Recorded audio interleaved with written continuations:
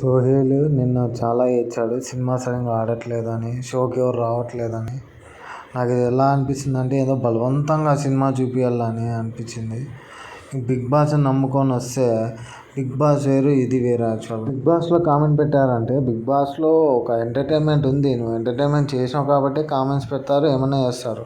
ఇక్కడ కూడా నువ్వు ఎంటర్టైనింగ్గా తీస్తే ఖచ్చితంగా థియేటర్కి వస్తారు నువ్వు పిలిచకపోయినా. మొన్న వచ్చిన హనుమాన్ కూడా బ్లాక్ బస్టర్ సినిమా అయింది. 100 కోట్ల పైగా వసూలు చేసింది.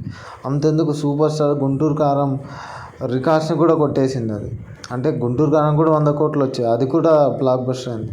అలాగే ఇప్పుడు వచ్చిన అంబాజీపేట మ్యాడ్ బ్యాండ్ కూడా సూపర్ హిట్ అయింది. కంటెంట్ ఉన్న చెప్పు, అప్పుడు అంతా వచ్చి చూస్తారు. ఇట్లా ఏడిస్తే ఎవడొచ్చి చూస్తాడు? బిగ్ బాస్ హౌస్ నాగార్జున సినిమా కూడా యావరేజ్గానే ఆడింది. సినిమాలో కంటెంట్ ఉండాలి, కంటెంట్ ఉంటే బాగుంటుంది.